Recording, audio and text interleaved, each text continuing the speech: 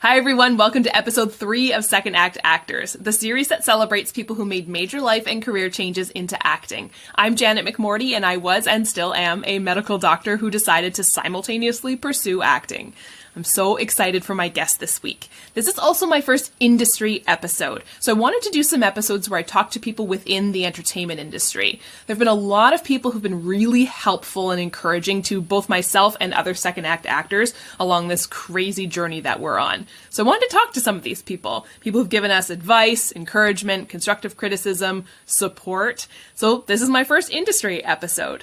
My guest is Lisa Crawford. Lisa Crawford is a casino manager turned actor, director, writer, producer, author.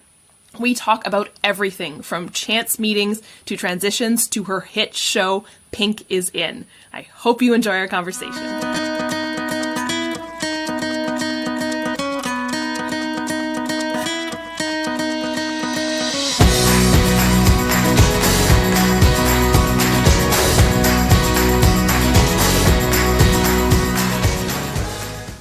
Lisa.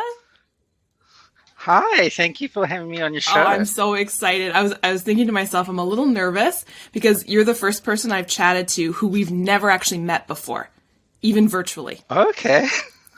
And it's funny. I think that'll make it more interesting. I think so too. And it's funny because a lot of people I've already interviewed or chatted with, I've never met them in person. It's just been virtual, right? Because that's how we meet all people. And I feel like I know them. And, you know, you and I connected through Trish, who I've met for about 5 minutes total in person, and everything else has just been online. But she's one of those people, as you know, you just feel like you've known her forever. Oh yes, she's great. Yeah. The day I really connected with her, I just knew that we're going to be working together, and that there was this connection, and that we were just meant to meet, kind of thing. That's really cool. So I'm so excited to chat with you because you're my first kind of industry person I've had on the show, even though you are an actor as well, too, a second act actor. Why don't you tell me a bit about your story to getting into the industry and into acting from where you started, because your journey is fantastic. Well, I did get into the business very late in life. I do have to admit that it was one of my childhood dreams, because my father had this old 8mm camera, and it was so old that it didn't have batteries. You had to wind up it was spring wound. You wind it up and you'd film. And he also had these films, like the old Charlie Chaplin films. There was even a Western film that he had, and some other cartoons, Woody Woodpecker. And I used to love watching this as a kid, because I grew up in South Africa, which back then there was no television. I grew up without television. It was, just listening to radio stories or actually going to the theater or one of the local halls to watch films. And I just loved films. But, as people grow up, you end up in a different career. I'm actually a qualified elevator technician. No way. Yeah. That's great. But then from there, I went into the casino business, which was my first passion. I loved it. It was part of entertainment, and I ended up in the Caribbean for 20 years in Curacao before I emigrated to Canada. But it was only after my son grew up. My wife had passed away in 2010. And then I had started my transition, and my son moved out. And then I said, I want to do what I want to do. And I remember reading an article about how background performers can make $200 a day.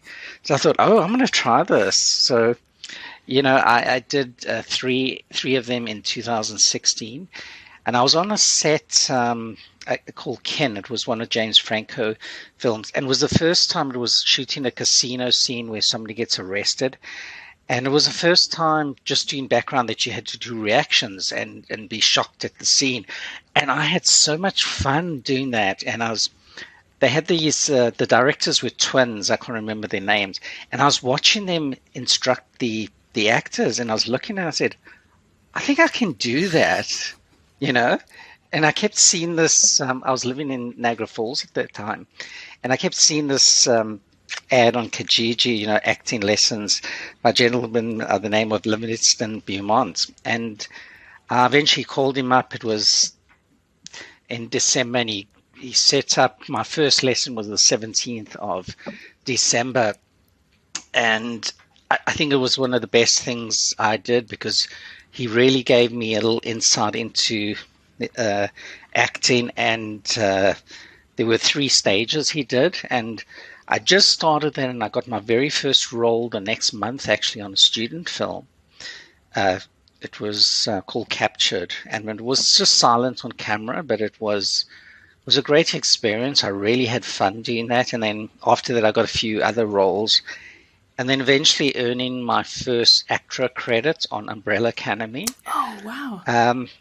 Yeah, it was the opening scene of the very first episode. And that is actually where Trish and I actually connected, was actually on that show. Really? She was one of the special skills people with the swimming and thing. And they had pushed me into this booth matron that I was doing there. And I just remember standing there, and then all of a sudden she appeared in front of me. And she started talking to me, and I said, "Wait, aren't you aren't you Trish from My Roommates and Escort?" And we just ended up chatting the whole day. That's how I did. But it was actually in 2018 then I decided, my passion was really about filmmaking. Mm-hmm. So I did my first 2 films. It was What If and Death Game. Yes. And they actually, fortunately, we got into quite a few film festivals around the world. But then in 2019, I met up with Darren Stewart Jones by chance on set, and he was a playwright, and he said, he'd love to get into film, and he had 2 plays, and we did his film. It was a play called Digging Up Dorothy, and by then I'd slowly started connecting with other people and really getting experience. The first 2 films, the very first film, What If, was a very small one, mm-hmm. but Death Came, I got involved with other students, passionate students, and that to me was my real film school, I'd say, Death Game. But then by the time I reached 2019, I was connecting with the right people, and we did Digging Up Dorothy, and it was when I actually came up with the idea of Pink Is In, and we shot a teaser with a bunch of friends in the end of December 2019, and we were very fortunate to have the show picked up right during the pandemic, and we shot it during the pandemic, and that was season 1, and now we were very fortunate we got season 2, which we just finished. We're in post-production, but interesting with that, and that is where I chose Trish. When I came up with that idea, the first person I thought of the role was Trish. I said, I want her to play the tough top dog character. Yeah. Yeah. You'd only met her in playing at the Umbrella Academy during shooting that? Well, actually, I actually bumped into her before, funny enough, but we never really connected. I remember I was just I said, okay, I need to make inroads in the film business, and I happened to come across, they were doing a promotion for My Roommates and Escort, and they said, if you follow all these, you get invited to our red carpet event. So I did all that, shared them, watched the episodes, and I got the invite, and I briefly met Trish. I even got a photo taken with her and Katie, but we never really got a chance to really chat. It was only on Umbrella Academy because of that interaction that we did, and then we communicated back and forth. I remember I helped out with a job doing patient role playing. I used to do that for one of the medical schools. Were you at McMaster? No, it was actually one in Toronto. Oh, okay. It wasn't. I can't remember exactly the name of them, but yeah, they did a lot of especially the foreign doctors, because they had to redo their whole, even though they were trained in their countries, mm-hmm. they had to redo everything. But it was a real interesting thing, and being able to hone your skills and acting skills. That's so funny because I went to medical school at McMaster, and we had to do a ton of that with the standardized patients, as they're called. And I remember so many of them being from theater schools or actors. And so the pay's pretty good, and I get to hone my skills. Play a psychiatric patient, play this patient. And I was like, I never would have thought about that. It's brilliant. It is. It can be tough at times because I remember there were times when I can't remember how many, they'd have so many students and you have to do that same thing over time. I remember I got given depression one day, and I think I had about 30 students in that, and I actually made myself cry on demand like 22 times out of the 30. Eventually I was dried up by tears. It was because I would really sort of throw myself into the role of it. Oh, that's great.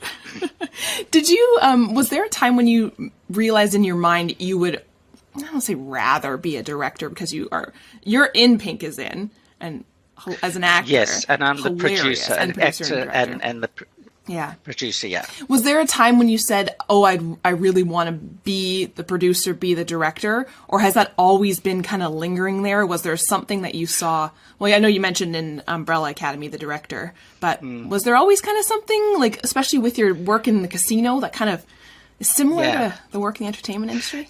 Yes, that was, funny enough, when I was a kid, my father had this old book, and I was so fortunate I managed to find it, and I actually brought it to Canada.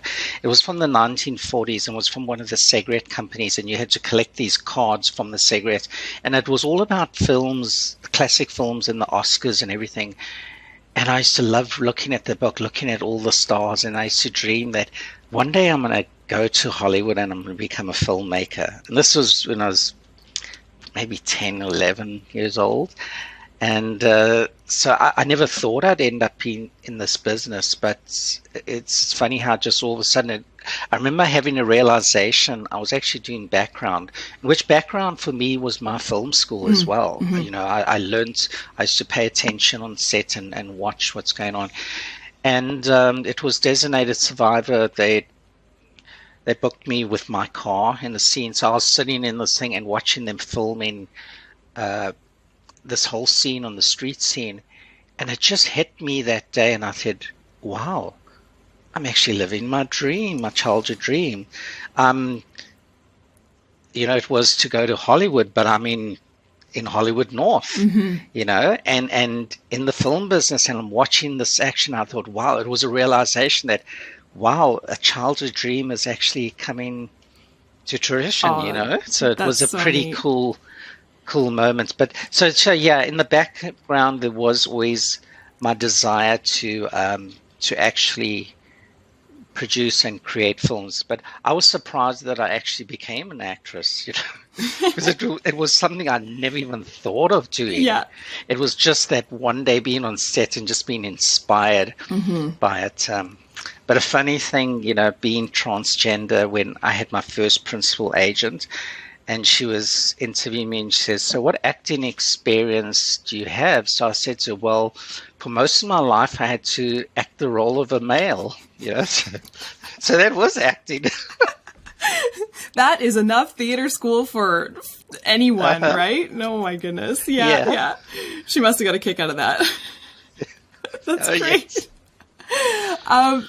It's funny because when I've chatted with other people who've gone into acting or into the entertainment industry later on in life, such as you, such as myself, a lot of us started with background work, as a way to escape from our other careers, which were either burning us out or we just wanted a change, and wanting to do something creative, or in my case, wanting to do something in the film industry because I just love film, but not knowing what I want to do. So it's like, I just want to be, to quote Hamilton, be in the room where it happens. I don't know what I want to do. I just want to be there and see it be done.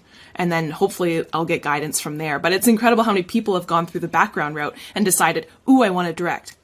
Oh, I want to act. Oh, I want to do it is. I really think it is a good route. There is that little stigma with certain agents. They say, oh, you must either be a principal actor or background. But it's like my acting coach says, I rather stay in my lane, because some people who are actors, they might be working at a supermarket or in a bar and then waiting for that one role. Yeah. But at least with background gets you more on set and you learn. Mm-hmm. If you apply yourself, you can learn. And where else, I always say it was my film school, because where else do I get the chance to see some of the top directors in the world? Right. See the top A-list actors performing their skills. Mm-hmm. And that's why when I go there, and you get put right front and center in there and you can learn. And the best thing of this, you're getting paid and fed. And fed. It was funny. My very first time doing background, it was for a new movie that's just come out, Nightmare Alley, and it was Guillermo del Toro. So talk about like the top of the top of the top for for background work. We're in like these cool costumes, 1940s, full hair, full makeup. And all I wanted to do was just escape from the healthcare industry, which was this peak of the pandemic. And I'm like, I just need to go somewhere where I can just escape. And I can't go to Disneyland right now. So I'll go to this film set. And yeah, it's like watching a masterclass in directing, in acting. And also you get to meet all these people that I would have never met ever if I had not escaped that little bubble of my career. That is so true. The amount of connections of people, I've met on set, and just the interesting things. I remember I was on a show and met up with a musician, a jazz musician who grew up with George Benson, and he was telling me stories about George Benson. I used to love listening to his music. So it's you get to meet all these people. And the interesting thing with Pink is In is that it was created, written, produced, and cast by four of us that we had met doing background. So four of us from Pink is In, that's where it started. Wow. And that is where I had some of the actors and actresses that were on Pink is In are people that I met on set. Mm-hmm. And I was actually, I got inspired by the show, actually doing background on a show called New Eden. Mm-hmm. I was playing a prisoner. And I had to I had to intimidate one of the leads in the show. And the friend of mine, Caroline, she was playing a prison guard. And we had so much fun that day. I walked up to her when we wrapped and I said, you know what, Caroline, we have to do a comedy about a female's prison. And that's when the idea was conceived on that day. And it was a few weeks later, we actually sat down in this restaurant. We said, okay, let's create, what kind of characters should we create for this? That's so neat. So I think it's really fun. Well, yeah. And I think that's, to talk about like fate and stuff, like think about like if that, like all these like serendipitous meetups and whatnot, right? Like I think that is one thing that has surprised me, I think, the most about the entertainment industry is how much that happens. It's about meeting people and interacting with people and getting to know the people on set. And then you never know what's going to spiral from there. Well, I shouldn't say spiral. It sounds like you're spiraling out, but like grow from there. It's really cool. Pink is In. Oh God, we have to talk about it. I've seen it. I binged it when I first met Trish. I was like, who is this person? This is great. And you just finished season 2. That's right. When is it coming out? Season 2. It's going to be out in March on Bell Fibe TV 1. So, and it's this season is going to rock. Wow, what excited. a big improvement from season 1. We just had a review because of the network. We had to send them a rough cuts, and oh my God, the review that they came back on this, that what they said, it was just a validation of everybody. I always say a film's not one person, it's the whole team. Yeah. And I mean, from the cast, crew, every single person that was involved in Pink is In contributed to the success of the show. I found it's hilarious. If anyone hasn't watched it, binge it. It's so funny, and I was trying to find a word to describe it, and I think somebody else in an interview that I watched with you described it, and I was like, yes, that's perfect. It's so Canadian. Like when you watch it, it's like there's a vibe about it that's just different than a lot of stuff that comes from the States, and I can't put my finger on it. I'm like, it's Canadian. It's like, it is also it's also a little bit of a throwback to a bit of British comedy. This is what I love about Canadian comedy because, Kim and I, the writer, had this conversation before, because there is the British comedy and then you got the American comedy. But what I love about Canadian comedy, it's almost a blend of the two, and that's where our show is different, and where our show is also different is. We not your normal comedy. We went really. It's a totally wacky show. Mm-hmm. I really like, and I think, I think this may be part of the Canadiana of it, is that there are a lot of really great Canadian shows that have representation and diversity, but that's not like the key point of the plot. It's not like, here's the show and this is the trans or genderqueer person and that's going to be their story. There's lots of great Canadian shows out there, including Pink is In, where it's like, these are these people and that's the people. And now here's the story. It's like not a focal point. It's just, they're just there and that's who they are. Yeah, that is one of the things that I said, and especially this is where one of my struggles with being transgender, with limited roles, and that I decided that, and one of the things, and we as a team, our slogan is actually creativity through diversity. But with Pink is In, what we decided to do is these are characters who just happen to be played by a transgender, genderqueer, and that kind of thing. So we're not making an issue about who they are. Yeah. The character just happens to be played, and that's how we sort of play it. And our show, we're not trying to make a political message with our show, and we want to be pure entertainment. Yeah, and I think that's what it's refreshing, and I think it's what people want right now is that comedy, but also it's like, this is what the world is, and we're showing it, and this is how Canada is. It's great. I also really like, and it's funny about, and again, I think I'm copying somebody else's interview because it just hit me. I was like, yes, this is exactly what it was when I was watching the show. I know a lot of the people in your show, the actors, because we recognize them from, I've been in acting classes with them. We're all kind of at that same, kind of level of trying to make it in Hollywood North. And none of them are typecast. Like, I think about, when Trish and I talk about, we audition for the same thing all the time. We are the mom, we are the girlfriend, we're the fun friend, we're slowly aging out, kind of worried about that. But here she is playing this badass woman who to be honest, I think would get cast by somebody totally different if this was a show coming out of Hollywood. And Paige Locke as IQ, just all these people, I'm like, this is not your typical type. I love it. Yeah, that is one of the things I love personally about giving people the opportunity where then, like you said, people will always get typecast.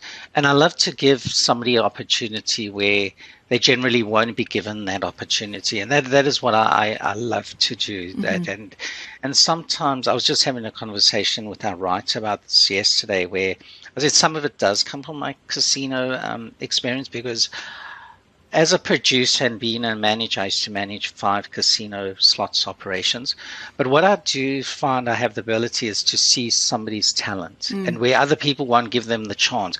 I like to give them that chance, and I love knowing that I can help. And even if they come on our show and they progress and even go further up, I'm so happy for them, to see people succeed and giving them the chance to follow their dreams. Yeah, absolutely. Do you think, given the fact that kind of mirrors what you went through, you kind of wanting to put that more on, wanting to give that gift to other people who are kind of starting out later on? Yes. I think I know that I'm living my dream at the moment. But it's so fulfilling when you help other people fulfill their dream. We have so many other people that have that I've given them the chance. They've contacted me, messaged me, and they just thanking me for this opportunity, And just a little on a sad note, not to bring everything down, we did have one of our actresses pass away over December that played Princess. But I remember her actually telling me, and this is just before we filmed, season 1, she called me up on the phone, and I always say it's the old-fashioned way because everybody's texting these days. I love it. I love it when you actually speak to somebody on the phone.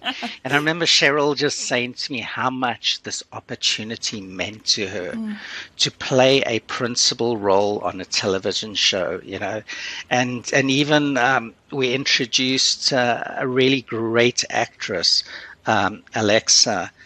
She's a little person, and when she was, when we wrapped her, she came up to me and gave us a gift, and she wrote this beautiful letter just thanking her for the opportunity for this, because she gets typecast because of being short. She's always typecast in certain roles, but to give people that opportunity, I think it's just, I love it. It just makes me so happy to see other people's dreams being fulfilled. Oh, that's wonderful. That's wonderful. Has anything really surprised you about the entertainment industry? You know what did actually is when I started taking the acting lessons, and when I was non-union at the time, I used to get quite a lot of auditions, and I would go to these auditions, and then you'd eventually find I was just applying for just general female roles back then. And I'd see some of the same people will be auditioning. And what was surprised to me was how friendly and everybody was. They were wishing everybody well, where you hear these crazy stories of how people in the waiting room will try and throw off another actor because it's a real dog-eat-dog because there's only that one role. So, I think I don't know what the ratio is when there is a role that's something like maybe 100 to 200 people apply for it, and they'll frizz it down to maybe 50 or 40 to audition. So the odds are really stacked against you for the role. So, but I really found out, I was surprised, pleasantly surprised that, and this is especially amongst the female, the actresses. I don't know if that's the same with the males, but I was really pleasantly surprised by that. Yeah, I would definitely agree with you. That's been the biggest surprise for me as well, too, especially in like how generous people can be. Yes. And I think it was a shock to me, again, like you were saying, because you've heard the stereotype. But I wonder, especially, like, again, we've been talking about Canada versus the US. I have no experience with the American system, where in Canada, I think, like, you were noticing how quickly you build these relationships with people just from meeting people. So how quickly you would lose that relationship if you weren't friendly, or why not be nice to someone? Because you never know where it's going to go. It is, it is. If you keep a positive energy and friendly, it does spread. And I do believe in karma. Yeah, absolutely. So if you do put about a positive and friendliness vibe, and you will, it just helps spread that friendship and love, absolutely, amongst humanity. And so, as somebody who, I know you've got the background in acting, but also the directing and producing, you've met a lot of actors and met some people who, like Trish and yourself, who were not always actors. They did stuff and then transitioned into acting. I'm trying to think of my question. Like, tell me about actors. Like, what's your experience with them? Especially people who just later on in life have chosen to do this. Do you notice a difference between people who've been doing it since they were kids and went to theater school? Or just tell me about your experience just with actors, say, on Pink is In. Well, with that, I will tell you this, and it's just not related to Pink is In. When I actually, even through background, and everybody used to look up to these stars and say, look at these stars, and being on set with even some of these A-list people, and you realize that they're just human. And some of them are really nice people. They'll actually sit and talk to you. I've been on sets in Toronto where the leads will come and introduce themselves to me and just start talking to me. So I think what I have found is there's some really good, genuine people. You'll get the odd person that it goes to their head, then they'll say like, well, I'm an actor, I don't even want to talk to you, sort of thing. But I have found with the Pink is In cast, they are amazing people. I mean, just like off camera, they're just friendly and personal, and I always say they they're only human, you know. That is what I have found with that. But I have found, and I would recommend strongly, if somebody does want to get into acting, do take some lessons. You know, even if it's private lessons and that, because that does show. Yeah. And especially in Pinkers End, we have a few of our cast members that have really gone to some really good acting schools and taken some really good lessons, and it shows. It does show. Yeah, absolutely. And that kind of transitions to a question that I love asking. If you have any other advice for someone who's kind of at that point saying, I'm not really happy with where my life is going right now, I want to get more creative. Any advice into switching into a career like yours? Yeah, I would say if you do go into acting, you know, one good thing about acting lesson, and I say this to other people, even if you don't necessarily want to become an actor, the lessons itself are really great, because it sort of taught me to be confident about yourself and not to be afraid. And I do say definitely, if anybody does want to get into acting, go take some lessons. You don't have to go to the top schools, and just have like a private, like when I had the acting lessons, it was generally a one-on-one, and sometimes there might be 2 or 3 people. But it was really interesting. You do need those basic acting skills and certain things, and that's where you see doing background helps, is that if somebody tells you to slate or do this and that, you at least know what to do. You know some of the film, the terminologies and things on set and set etiquette, that kind of thing. It does help. Absolutely. Yeah. Is there anything that it's funny, I have 2 things I was thinking about when you were saying that. The first one is, I remember thinking when I first started taking acting lessons, I was like, oh, well, this is great. It's cheaper than therapy, and I'm getting the same benefit. And then I was like, then my acting coach was like, no. But again, it was that, trying to find that creative outlet and the lessons that you learn, not just the acting lessons, but trying to find yourself and the confidence in yourself, which I think is really key. And again, I wonder if I'd gone through theater school, how I would have been like. But do you think you bring anything else besides you were talking about finding everyone's hidden talents from your first job? Do you think you bring anything else from your life in the casino world, in the elevator world, into your jobs now? No, it does. Especially from the producing point of view, having that casino experience, having that run, managing, getting into budgets, that definitely does help. But even on the acting side, you know, some of the past experience, because I've traveled around the world a bit, and have met so many different people from different nationalities, cultures, and so that helps me understand people.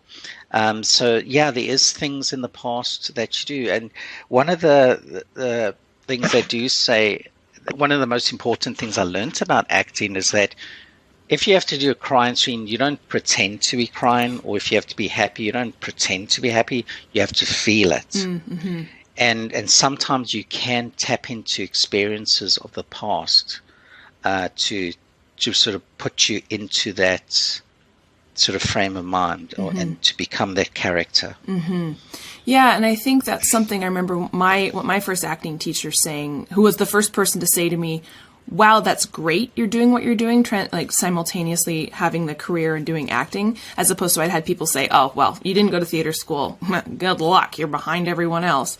And somebody saying to me, no, like, you have so much more of a history, of a past to pull from. And I think that's real, not just for acting, but just for interaction with humans in general, but definitely for acting. No, definitely, because, you know, being an actor, you have to realize that there could be various roles, you know, I've played what you are, a doctor, you know, you play a nurse or something like that. But you can actually tap into those experiences, and it does bring a bit of realism to the character if you do have that experience in the past that you can tap into. It definitely does help. Life skills definitely. I remember my acting coach actually saying to me, everybody at some point in their life has done some acting. Oh, that's, yeah. Yep.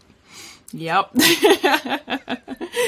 One of the biggest things when I've been chatting with people is when they've been doing their transitioning into a different career, the reason why they switch from one to the other is usually kind of a negative thing. Like, oh, I'm not being fulfilled. I'm burning out. I'm just not enjoying this anymore. And then they switch into a different career and in hopes of finding the joy and the creativity. But obviously a creative career is not immune to burnout either. Is there something that you found that's been helpful for you, or any advice if you are feeling like the fire's kind of going out from your creativity? Yeah. They always say, I always recommend that people should do something that they're passionate about. Mm-hmm. And, the film business, I am so passionate about it. But if people, about their fire burning out, the way I keep myself, what lights my fire is I set a goal. I would say, this is what I'm aiming for. This is where I'd like to go. I mean, and some of them are pretty high expectations, but it gives you a goal to work towards. Mm-hmm. I always say to people, and they always say a positive mindset. I've been very fortunate to be very more on the positive. I'm a optimistic person. And then one of the things is setting a goal and saying, this is what I want to accomplish. That's what I want to work on, and do that. I think that's because there are times when nothing's happening, you're not getting auditions, and you haven't yet. I know I get a little bit of a withdrawal, Simpson, when I'm not on set for a while, and it is tough at times, but I try and work towards something, and that's what can light you up. And I always also believe it's just a personal thing that I do, that whenever there's a bad moment in my life, I always believe something good is coming. Because whenever you hit rock bottom, the only way is up. Yeah. From there. So that's the approach I take. That's nice. I like that. That's great advice. So I always like to end with these 3 questions. They're just more kind of fun, because usually we kind of get kind of deep into some psychological stuff. So kind of some fun questions. Can you tell me about a really funny or your favorite moment on set? I've had many favorite moments on set. Just playing the prisoner on that day, that was so much fun. I've had.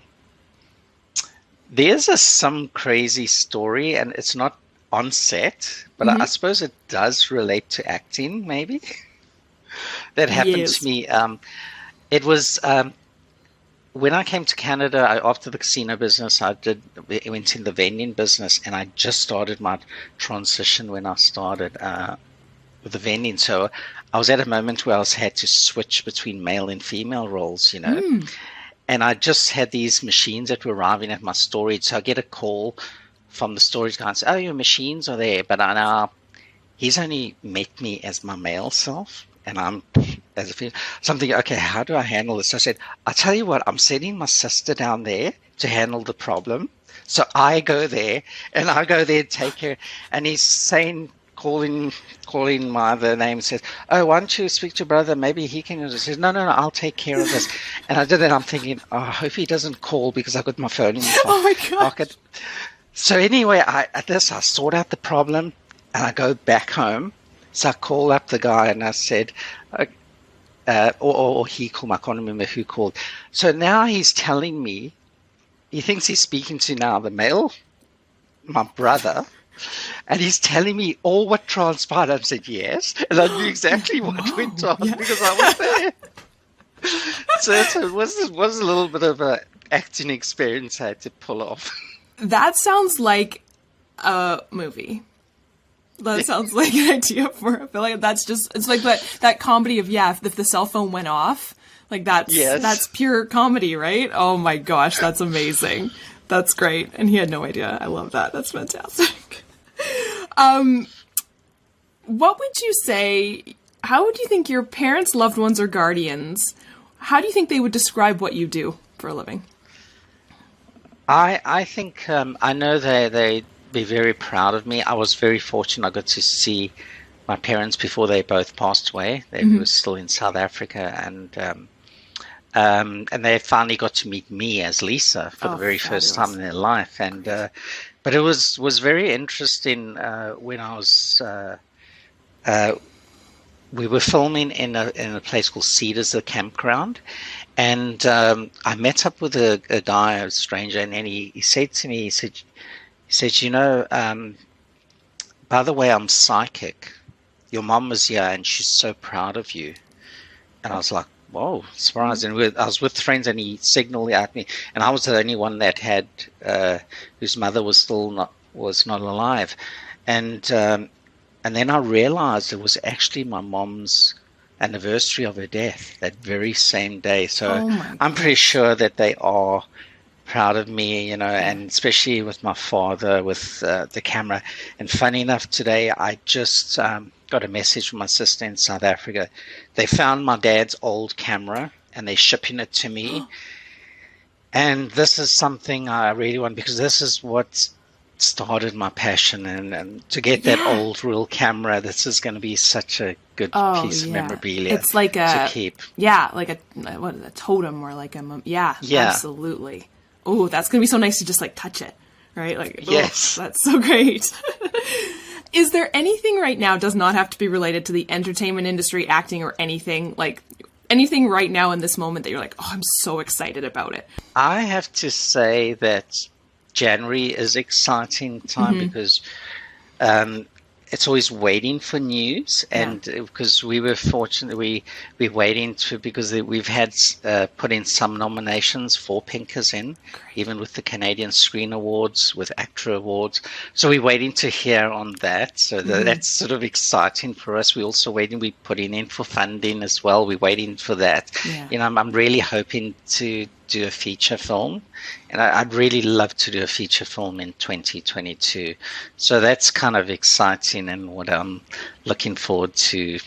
That January, February is going to be an interesting month, and just waiting for that anticipation. And you know, if we do get a nomination, I think we're great validation. We've been very fortunate with Pinkers In. We've won 3 awards so far, you know, and it's just a validation that what amazing work the whole Pinkers In team has done.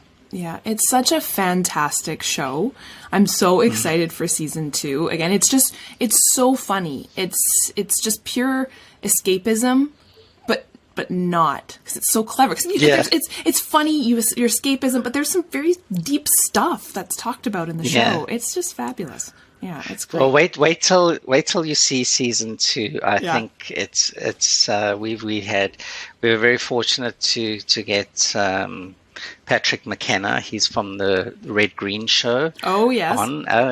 He was our special guest star. So, and we had such amazing performances this time. You know, it's. I think what happened, what the writer Kim was saying, is that because he was able to see how everybody played the characters in season 1, it helped him write better, write more for their character, and you will see this. I think season 2 is just going to blow people's minds away. Oh, that's fantastic. Well, yeah, there's got to be such that, not so much growing pains, but growing into these characters, right? And now you get to kind of dive more into them, and it's fantastic.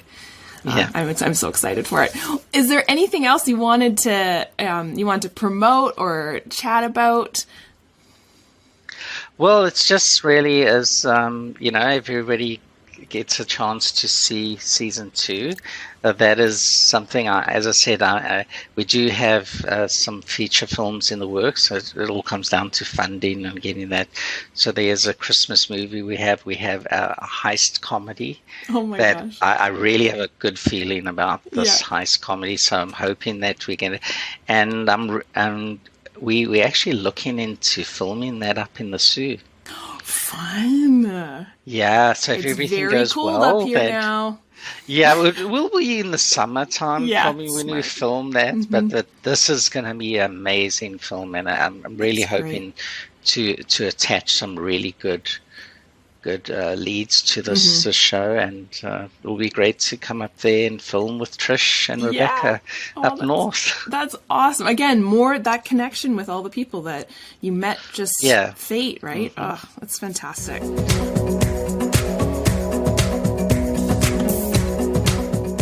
Thank you for tuning into our conversation, and thank you, Lisa, for your generous time and story. I love what you said about fostering community and connection within our industry. It is the most important thing, I think, and honestly, the most joyful thing to be doing.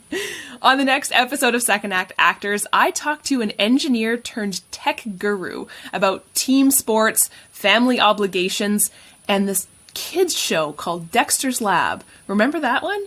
I hope you'll tune in.